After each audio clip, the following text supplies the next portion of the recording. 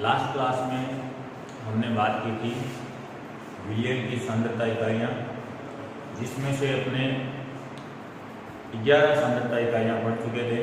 आज लास्ट सांद्रता इकाई पढ़ते हैं अपने नॉर्मल का।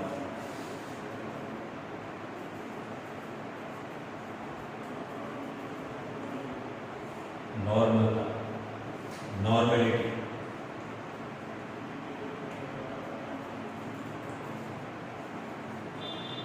क्या होती है? एक विलियन में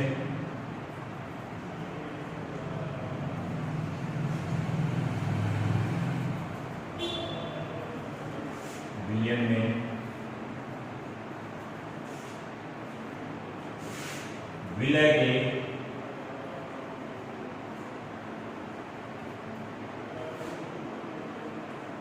ग्राम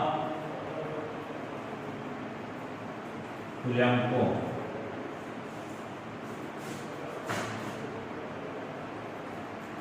की संख्या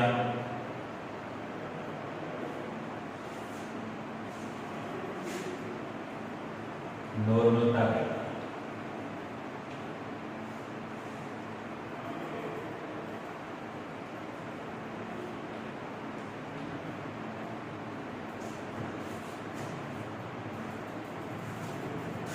किससे ऐड करते हैं? प्रदर्शित किससे करते हैं? कैपिटल एन से। कैपिटल एन से क्या होता है? कैपिटल एन बराबर विलय के ग्राम तुल्यांकों की संख्या। विलय के ग्राम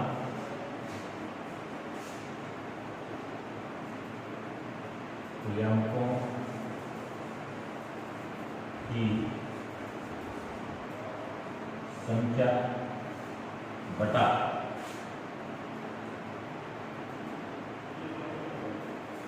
विलियन का आयतन। इसमें ओके। अब अपने को समझना है विलय के ग्राम तुल्यांकों की संख्या से। यदि ये समझ आ जाए तो अपने ये कंप्लीट यूनिट कर सकते हैं। इसके लिए देखो मैं आपको एक प्रश्न दूं। मान लो मैंने ये कहा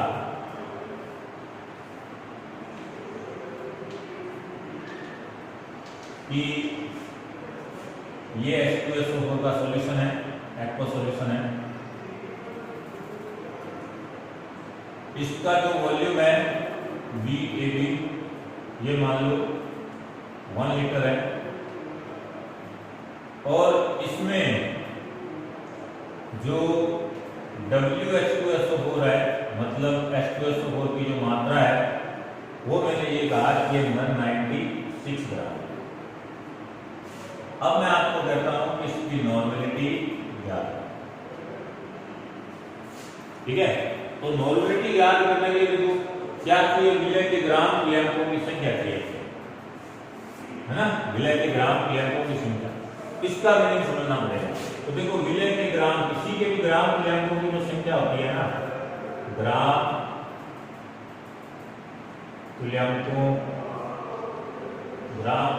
की संख्या, किसी के भी ग्राम तुल्यांकों की जो संख्या होती है वो क्या होती है? उसको ये है द्रव्यमान, उस द्रव्य का, उस विलय का द्रव्यमान बटा में तुल्यांक की बात, इक्विवेलेंट है।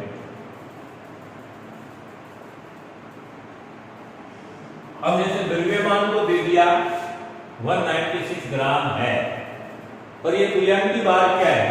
ये भी प्रॉब्लम आ गई, है ना?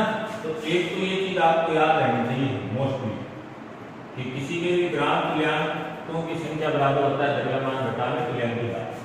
लेकिन ये तुल्यांकी भार क्या है? तो किसी का भी यदि तुल्यांकी भार ज्ञात करना हो, तो तुल्यांकी भार ज्ञात करना हो, तो तुल्यांकी भार क्या होता है?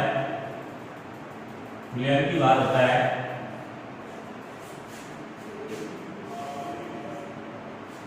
मोलर द्रव्यमान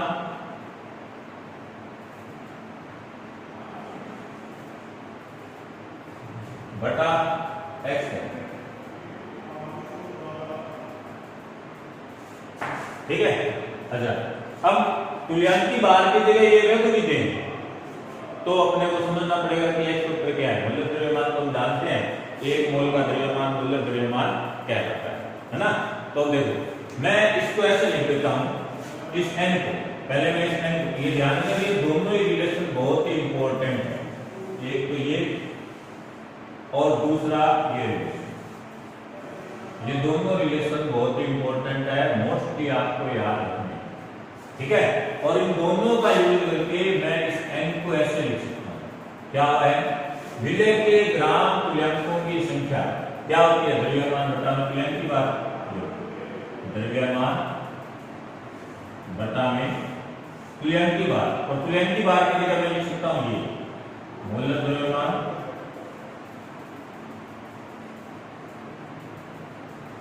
बटा में x फैक्टर, और जो बटा में आएगा वो ऊपर चला जाएगा। x फैक्टर कह दो या संयोजकता कारक कह दो, एक ही बात है, वैलेंसी फैक्टर भी होता है। ठीक है। फिर विलयन का आयतन लीटर में इनटू नीचे की ओर क्या है पर VAB, इसमें लीटर। अब देखो क्वेश्चन में हमें क्या क्या दिया है, क्वेश्चन में दिया है द्रव्यमान 196, मोलर द्रव्यमान H2SO4 का मोलर द्रव्यमान क्या करो, 2 ये हो गया, 16 ये हो गया, प्लस 4 × 16 ये, ओवरऑल कैलकुलेट करोगे 98 हो गया, इनटू x फैक्टर बटा VAB, विलयन का आयतन लीटर में दिया है कितना। अब देखो कहानी ये है कि हमें ये नहीं पता है कि x फैक्टर की वैल्यू क्या है। अच्छा, एक बार आप ये मान लो कि इस क्वेश्चन में एक गिवन है x फैक्टर ऑफ H2SO4। यदि ये गिवन हो तो आप डायरेक्ट 2 लिख सकते हो ना, तो मैं इसको काट के और यहाँ डायरेक्ट लिख देता हूँ। ठीक है। तो ये इससे कट आउट हो जाएगा, 2 आएगा, 2 × 2 4n, या तो लिख दो 4n या लिख दो 4 ग्राम तुल्यांक पर लीटर। ठीक है, या तो लिख दो 4n या फिर लिख सकते हो 4 ग्राम तुल्यांक पर। ठीक है। अच्छा, अब सुनो, ये तो हमारा आंसर आ गया, ये हमारा आंसर आ गया, पर हमें प्रॉब्लम क्या आई, ये जो नहीं दिया होता है फैक्टर ऑफ H2SO4 नहीं दिया होता तो हम इसको कैलकुलेट नहीं कर सकते।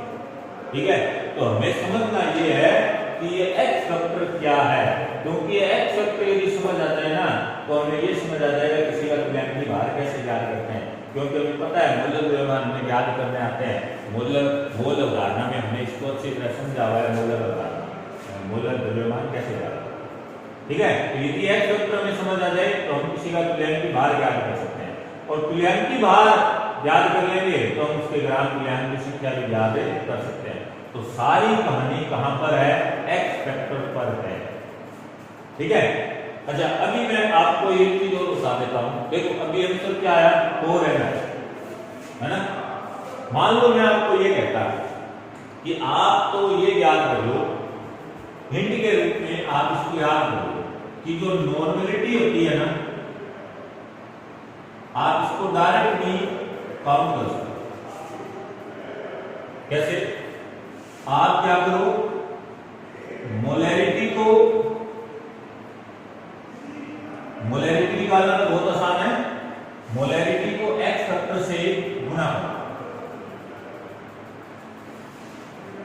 नॉर्मलिटी डायरेक्ट काउंट होती है, ये रिलेशन, इस रिलेशन को आप याद बोले। आप देख 196 ग्राम मतलब क्या हुआ, 2 मोल है ना, 98 ग्राम में 1 मोल है, तो 196 में कितना हुआ 2 मोल, और 2 मोल किसमें है 1 लीटर में, और मोलरता होती क्या है 1 लीटर में मिले के मोलों की संख्या, तो 2 मोल है तो मोलरिटी कितनी है, मोलरिटी है 2, x फैक्टर कितना है 2, नॉर्मलिटी काउंट कर रहे हैं कितना आ गया 4,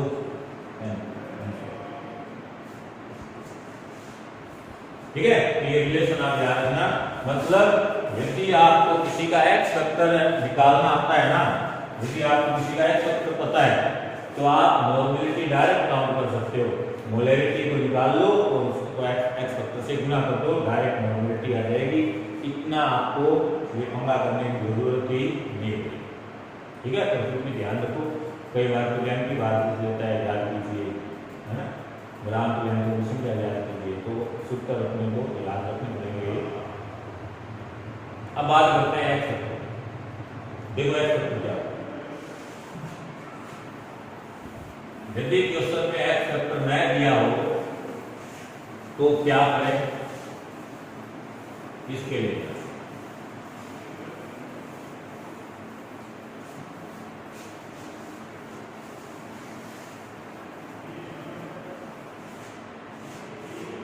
x फैक्टर या कह दो संयोजकता,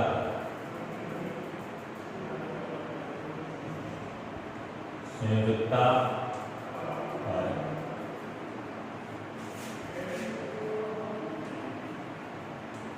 x फैक्टर का निर्धारण,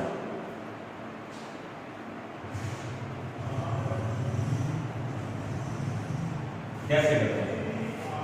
यदि आपको किसी का भी x फैक्टर काउंट करना है तो पहली बात तो आपको ये समझनी पड़ेगी कि आपने किसी विलय को मिलाया,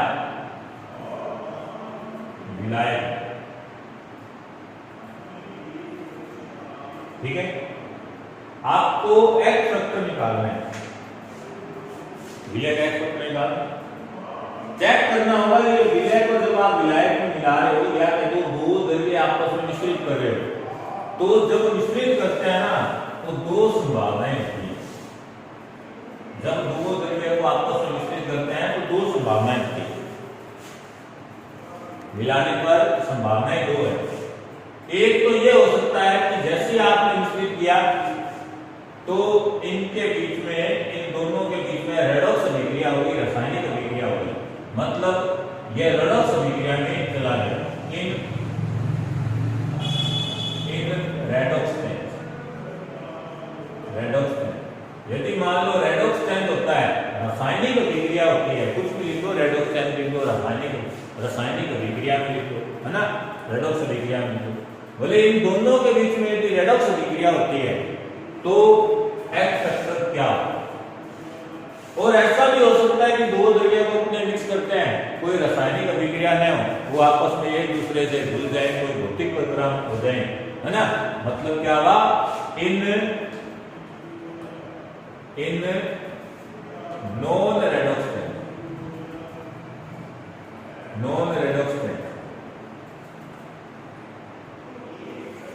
तो पहली बात तो ये ध्यान में रखनी है कि जिसका भी x फैक्टर काउंट कर रहे हो तो ध्यान रखो उसको जिसमें मिलाया गया है उसमें उसके साथ रेडॉक्स अभिक्रिया में गया है या वो नॉन रेडॉक्स अभिक्रिया में। अच्छा, यदि वो रेडॉक्स अभिक्रिया में गया तो उसका x फैक्टर कैसे काउंट करें, मैं इसको एक एग्जांपल से समझाता हूं। आप सब जानते हो, हमने प्रैक्टिकल भी किए थे, FS का KMnO4 के साथ अनुमापन किया था, और इस अनुमापन में हमने क्या रिएक्शन लिखी थी, ये FS ferrous ammonium sulphate FeSO4 dot NH4 2 SO4 dot 6 KMnO4 के साथ मिक्स किया था। हमें पता है ये रासायनिक अभिक्रिया है ना, ये रासायनिक अभिक्रिया हमने ये लेवल में की। अच्छा, एक जब ये रिएक्शन हमने लिखी थी तब हमने यहाँ पे 10 लिखा था और यहाँ 2 लिखा था। क्यों लिखा, एक बार फिर समझे इसको, क्यों लिखा। क्या कहा था हमने, बोले यहां ये जो आयरन है ना, ये Fe+2 है, और जब रिएक्शन हुई तो ये आयरन सल्फेट जो था Fe+2 था, ये Fe+3 में कन्वर्ट हुआ। और ये जो मैग्नीज था, यहां पे ये जो मैग्नीज है MnO4 नेगेटिव है, MnO4 नेगेटिव है, या कह सकते हो Mn+7, Mn+7 कह दो, भले आप इसको लिख दो MnO4 नेगेटिव। अपने को तो मैग्नीज की ऑक्सीजन अवस्था चाहिए, मैग्नीज तो +7 ही है। रिएक्शन जब हुई थी तब ये मैग्नीज सल्फेट बना था, MnSO4 बना, है ना, मतलब यहां पे मैग्नीज की ऑक्सीजन अवस्था कितनी होगी, 2। अब यदि मैं ये कहूं कि Mn+7 से Mn+2 बनना है तो इसको कितने इलेक्ट्रॉन देने पड़ेंगे, आपको इसको 5 इलेक्ट्रॉन देने पड़ेंगे। 5 इलेक्ट्रॉन दोगे तब जाके ये +7 से +2 में कन्वर्ट हो जाएगा। अब ये Fe+2 है, Fe+3 में बदल रहा है, मतलब ये 1 इलेक्ट्रॉन दे रहा है, ऑक्सीजन हो रहा है इसका। हमें 5 इलेक्ट्रॉन चाहिए, तो 5 इलेक्ट्रॉन चाहिए, तो ये 5 होने चाहिए, ये 5 होने चाहिए, तो 5 इलेक्ट्रॉन आएंगे, ये 5 इलेक्ट्रॉन इसके एक Mn+7 को Mn+2 में बदल देगा। क्लियर है। इसका मीनिंग क्या होगा, इसका मीनिंग ये होगा कि यदि इसका 1 मोल होगा तो इसके 5 मोल होंगे, यदि इसके 2 मोल होंगे तो इसके 10 मोल यूज होंगे, यदि इसके 3 मोल होंगे तो इसके 15 मोल यूज होंगे, यदि इसके 4 मोल होंगे तो इसके 20 मोल यूज होंगे। ये इसका मीनिंग है ना, यही कह रहे हैं। इसके 10 होंगे तो इसके 2 मोल, भले यहां पे आप 15 लिखो तो यहां 3 लिखना पड़ेगा, यहां 20 लिखोगे तो यहां 4 लिखना पड़ेगा। ये हमारी कंप्लीट रिएक्शन थी ऐसे, है ना। अब यहां पे एक सूत्र, ये रासायनिक अभिक्रिया होगी, यहां पे एक सूत्र मैं कहूं कि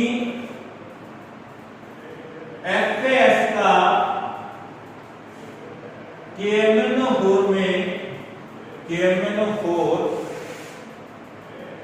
में एक्स फैक्टर कितना है,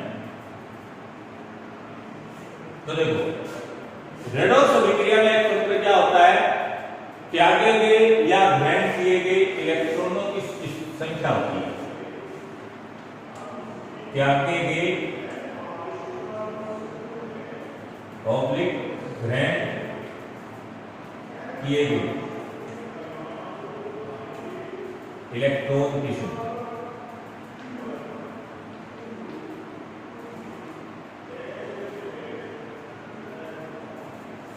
संख्या।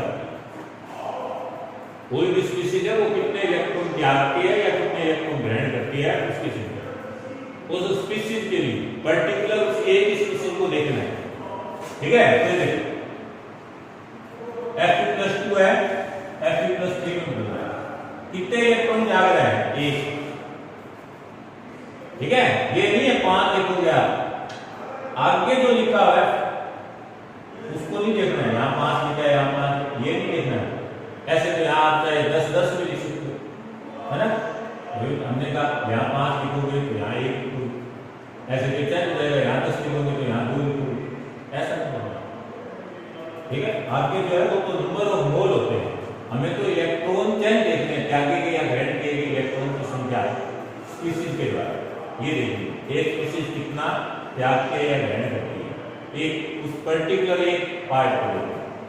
तो यहाँ कितने इलेक्ट्रॉन दिए, एक में Fe+2 से Fe+3 में कन्वर्ट हुआ 1 इलेक्ट्रॉन, FAS का एक्सेप्टर कितना हुआ, 1। इसके अलावा FeSO4 के अंदर ऐसा कोई भी आयन नहीं है जिसकी संयोजकता में रासायनिक अभिक्रिया के दौरान परिवर्तन होता हो, तो हम ये डायरेक्ट लिख सकते हैं FAS का KMnO4 में एक्स फैक्टर होता है 1, ठीक है। अच्छा, वो भी किसका है, आयरन का। मैं ये कहूं कि KMnO4 का FAS में एक्स फैक्टर कितना है, तो देखो KMnO4 का ये है, KMnO4 में ये मैग्नीज है, आप ये लिख सकते हो KMnO4 में मैग्नीज का H फैक्टर कितना होगा, FKS है, ठीक है ना। भले आप डायरेक्ट, क्योंकि इसी की ऑक्सीजन अवस्था में परिवर्तन हो रहा है, तो आप डायरेक्ट KMnO4 का H फैक्टर भी बोल सकते हो, कोई दिक्कत नहीं है। कितना हुआ, +7 का +2 में बदला।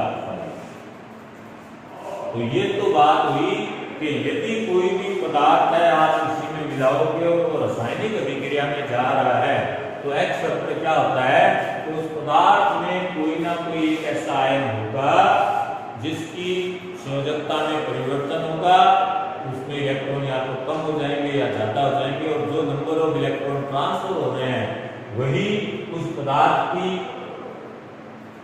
पदार्थ का संयोजकता कारक या कहते हैं H फैक्टर कहलाएगा। जरूरी बात नहीं।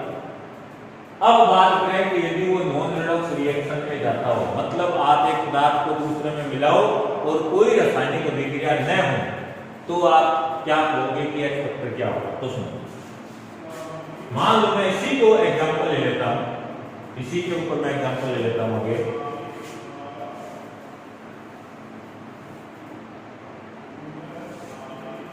नॉन रेडॉक्स रिएक्शन मैंने ये कहा कि ये जो FeSO4 है, FeSO4 है, FeS है, FeSO4 NH2SO4.6, ठीक है। आप इसको वाटर में मिला दो, ठीक है, इसको वाटर में का H2O में X है, इसका वाटर में कितना H होगा। तो देखो जब आप इसको वाटर में मिलाओगे ना, मतलब आप FeSO4 का, FeS का, ferrous मैग्नीशियम सल्फेट का, बोर लवण का जब आप जलीय विलयन बनाओगे तो आपको इसको जल में मिलाना पड़ेगा। दो पदार्थ तो मिला ही रहे हैं ना, एक FeS हो गया और दूसरा वाटर हो गया, आप इसको मिक्स कर रहे हो, है ना। तो मैं ये कहूं कि FeS का जल में H फैक्टर कितना होगा, तो FeS क्या है, FeS होता है लवण, ये FeS क्या है, FeS है लवण, है ना। और इस लवण का वाटर में मिला रहे हो, कोई रासायनिक अभिक्रिया नहीं हो रही है, और किसी लवण का H फैक्टर क्या होता है नॉन रेडॉक्स रिएक्शन में, ये होता है किसी लवण का H फैक्टर नॉन रेडॉक्स अभिक्रिया में होता है, उसमें उपस्थित कुल धनावेश या कुल ऋणावेश के बराबर होता है। तो इसमें देखो कुल धनावेश, ये तो हो गया Fe+2, ये हो गया SO4 नेगेटिव, ये हो गया NH4+, और ये हो गया SO4 नेगेटिव, और ये क्रिस्टलाइन वाटर है, इसको वाटर में मिला रहे हैं, वाटर में डिसॉल्व कर रहे हैं, तो उसी के साथ मिक्स हो जाएगा, इसको कंसीडर नहीं करते हैं हम। तो देखो कुल धनावेश +2 +1 +1, टोटल प्लस का कितना हो गया 4, और टोटल माइनस भी देखो कितना है 2 - 2 माइनस कितना है 4। तो FeS का H2O में X फैक्टर कितना हो गया, ठीक है। तो किसी लवण का नॉन रेडॉक्स अभिक्रिया में H फैक्टर क्या होता है, उसमें उपस्थित कुल धनावेश या कुल ऋणावेश के बराबर होता है। और एक बात मैं आपको पहले भी बता चुका हूं फर्स्ट लेसन में, यौगिक चाहे कोई भी हो उसकी विद्युत उदासीनता हमेशा मेंटेन रहती है, अर्थात उसमें जितना धनावेश होता है उतना ही उसमें ऋणावेश होता है। ये हमने क्रिस्टल दोष के टाइम पे बात की, ठीक है। ऐसे ही अब ये जैसे ये अभी तो लवण मिलाया था, हो सकता है कि कोई सार है और आप उसको किसी में मिला रहे हो, रासायनिक अभिक्रिया में हो सकता है कोई अम्ल हो और आप उसको किसी में मिला रहे हो, रासायनिक अभिक्रिया में हो सकता है कि कोई एलिमेंट हो और आप उसको किसी में मिला रहे हो, रासायनिक अभिक्रिया में और हो सकता है कि कोई आयन हो, है ना। तो इनका H फैक्टर क्या होगा, तो लवण के लिए तो मैंने बता ही दिया कि उसके अंदर कुल धनावेश या ऋणावेश काउंट कर लेना। सार के लिए है तो सार के लिए भी आपको जैसे मैंने बता रखा है NaOH है, कितने नंबर ऑफ हाइड्रोक्साइड है क्या आ सकता है 1, ठीक है। KOH है कितना हो जाएगा 1, मैग्नीशियम हाइड्रोक्साइड है कितने OH क्या आ सकता है 2, है ना। सार की सारता देखो ये हो जाएगा। अम्ल है तो अम्ल में भी मैंने आपको कुछ इंपॉर्टेंट 4-5 एग्जांपल आपको लास्ट टाइम बता रखे हैं। अम्ल में जैसे H2SO4 है, X कितना हो जाएगा 2, नंबर ऑफ हाइड्रोजन आयन होता है कितने वो क्या होता है ना। इसके अलावा जैसे HNO3 है कितना होता है 1। मैंने आपको 3 एग्जांपल और बता रखे हैं, बहुत ही मोस्ट H3PO3, H3PO4 और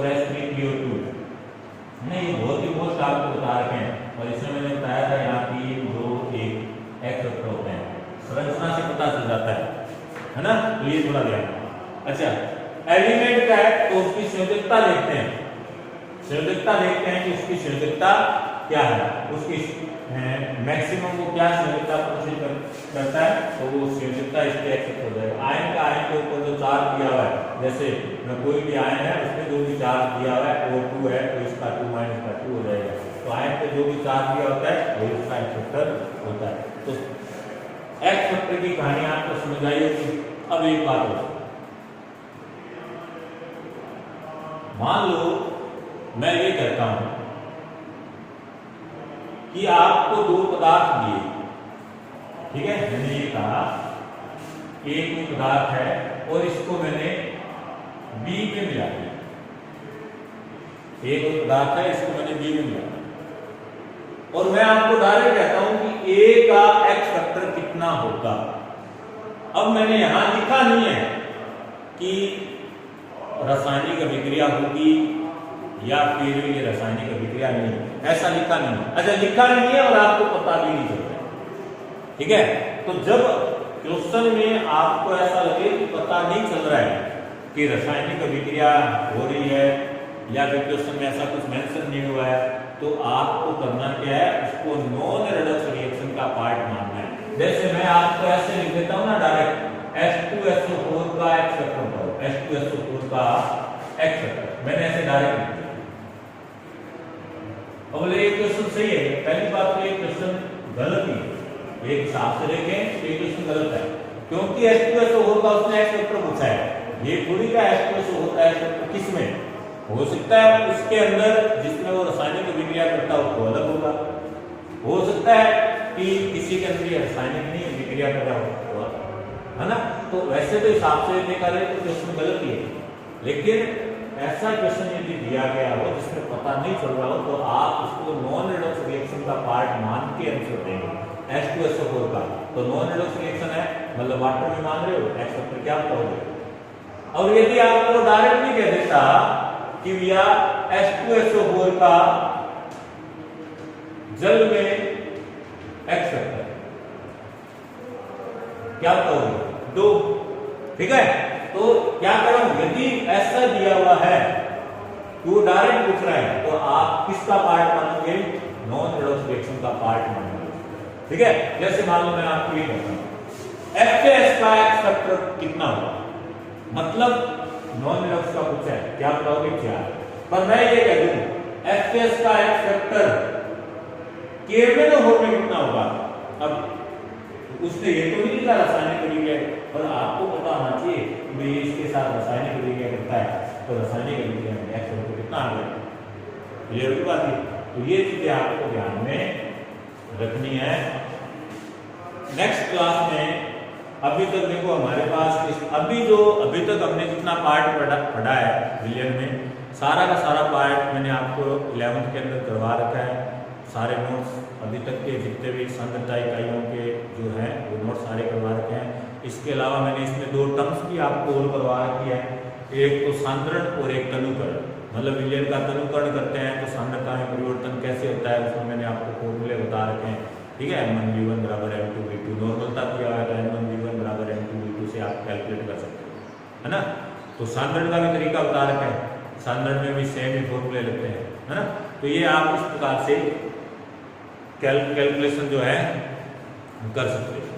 इसके अलावा ताप के प्रभाव मैंने आपको बता दिए, जिसमें वॉल्यूम शब्द आया हुआ है वो सब ताप से प्रभावित होगी इकाई, और जिसमें वॉल्यूम शब्द नहीं है वो ताप से प्रभावित नहीं होगी। इसके अलावा और भी मैं इंपॉर्टेंट कहूँ तो एक मैंने आपको इंपॉर्टेंट बताया कि सामान्य बोलचाल की भाषा में अपने सांद्रता कौन सी इकाई को कहते हैं, सामर्थ्य, मतलब सांद्रता की यदि आपको डायरेक्ट पूछा जाए इकाई बताओ तो आप बताओगे ग्राम प्रति लीटर, और भी पूछा जाए तो फिर आप कह दो मोल पर, ठीक है। मूलता की मोल पर लिखी हो जाएगी और सामर्थ्य की ग्राम पर लिखी हो जाएगी। इसके अलावा संगुणन की स्थिति में विलयन की सांद्रता को ज्ञात करने का एक तरीका और है, वो है फॉर्मूलता। और जब विलय की मात्रा विलायक में बहुत ही कम होती है, नेग्लिजिबल होती है, बट इफेक्टिव होती है, ऐसे केस में सांद्रता को ppm या ppb के रूप में काउंट करते हैं, ठीक है। जैसे 3 डिजिट हैं, फ्लोरोसिस, ब्लू बेबी सिंड्रोम, मिनीमाटा, ये भी आपको मैंने बता रखा है। फ्लोरोसिस क्लोराइड आयन के कारण होता है वाटर में, मिनीमाटा मर्करी आयनों के कारण होता है, blue baby syndrome nitrate ion के कारण होता है ना। तो अभी तक का जितना भी पार्ट है ये लगभग सारा पार्ट मैंने आपको 11th में करवा रखा है। अब अपने पास में इस लेसन में आगे जो टॉपिक है वो है अणुसंख्या गुणधर्म, बहुत इंपॉर्टेंट है। और अणुसंख्या गुणधर्म के बाद में अपने बात करेंगे वॉट ऑफ फैक्टर, जो कि अणुसंख्या गुणधर्म का संशोधन है। और फिर एक टॉपिक और होगा ध्रुवीयता। ठीक है, कल अपन मिलते हैं नेक्स्ट क्लास में। ओके।